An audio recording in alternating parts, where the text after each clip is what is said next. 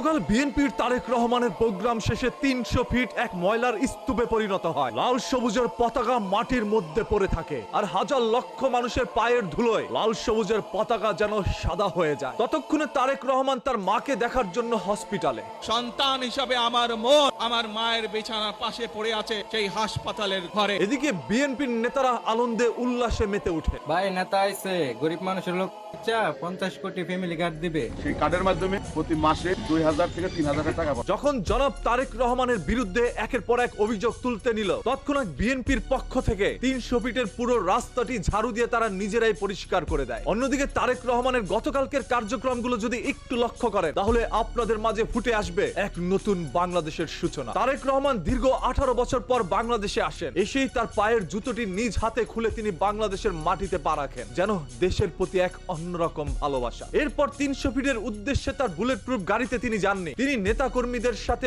বাসে করে গিয়েছেন। তিনি বিশেষ চেয়ারে বসেননি, বসেছেন একটি সাধারণ চেয়ারে। এছাড়া তার মুখে বরাবরই আল্লাহ নবীর নাম ছিল। ইনশাআল্লাহ আগামী দিনে দেশ পরিচালনার দায়িত্বে যারা আসবে, আমরা সকলে নবী করিম সাল্লাল্লাহু আলাইহি সাল্লামের ন্যায়পরায়ণতা, এই ন্যায়পরায়ণতার আলোকে আমরা দেশ পরিচালনার সর্বোচ্চ চেষ্টা করব। এরপর তিনি কথা বলেছেন আমাদের বাংলাদেশের শহীদ শরীফ বীর ওসমান হাদিকে নিয়ে। 24-এর আন্দোলনের প্রজন্মের এক সাহসী সদস্য ওসমান হাদিকে হত্যা করা হয়েছে। ওসমান হাদি শহীদ হয়েছে। ওসমান হাদি চেয়েছিল এই দেশের মানুষের জন্য গণতন্ত্র প্রতিষ্ঠিত হোক। যা আরো একবার স্মরণ করিয়ে দেয় এই তারেক রহমান নতুন প্রজন্মের জন্যই চিন্তা করছেন। মনে রাখবেন, উই হ্যাভ এ প্ল্যান। ইনশাআল্লাহ আমরা সেই প্ল্যান বাস্তবায়ন করব। হ্যাঁ, তার কাছে রয়েছে নতুন কিছু প্ল্যান, যেটাই পরিবর্তন করবে এই বাংলাদেশকে। এখন কাছে এদের মতো আনন্দ লাগতেছে। আবার কিছু নেতাকর্মীর দাবি তারেক রহমান যেন তার বাবা শহীদ জিয়াউর রহমানের মতো করে এই দেশ নিয়ে চিন্তা করে। ওনার বাবা যেভাবে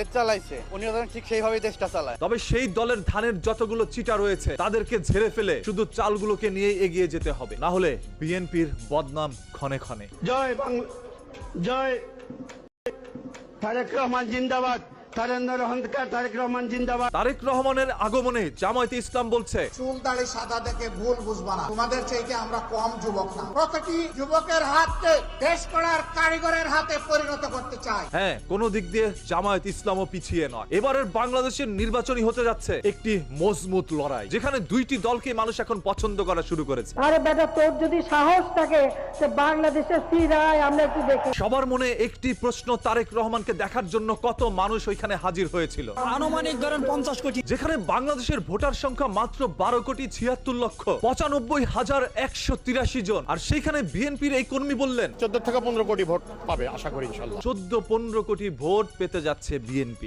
আনুমানিক ধরেন 50 কোটি। এই সকল কথার কারণে বিএনপি কে নিয়ে অনেকে মজা করছেন।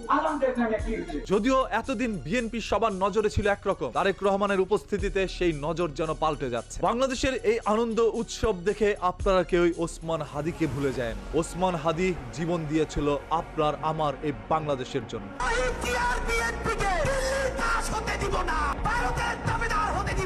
আপনাদের প্রত্যেকের কাছে হাত জোর করে একটি অনুরোধ করব, আপনারা সবাই এই ভিডিওটি শেয়ার করে দেন, যাতে করে বাংলাদেশের প্রত্যেকটি মানুষ সর্বক্ষণ ওসমান হাদির কথা মনে রাখতে পারে, যাতে করে ওসমান হাদি ন্যায় বিচার পায়। হাদির সন্তান যেন একদিন বুক ফুলিয়ে বলতে পারে, আমি শহীদ শরীফ বীর ওসমান হাদির সন্তান। এই বাংলাদেশের জনগণ আমার বাবার হত্যাকারীর বিচার করেছিল, আমি তাদেরকে সম্মান জানাই। যতক্ষণ পর্যন্ত সেই অপরাধীর বিচার না হবে, ততক্ষণ পর্যন্ত ফেসবুক টাইমলাইনের মধ্যে প্রতিদিন ওসমান হাদিকে নিয়ে একটি করে পোস্ট করে যাবেন, যাতে করে এই টাইমলাইন থেকে ওসমান হাদি হারিয়ে না যায়। ওসমান হাদি বেঁচে আছে বাঙালি মানুষের অন্তরে।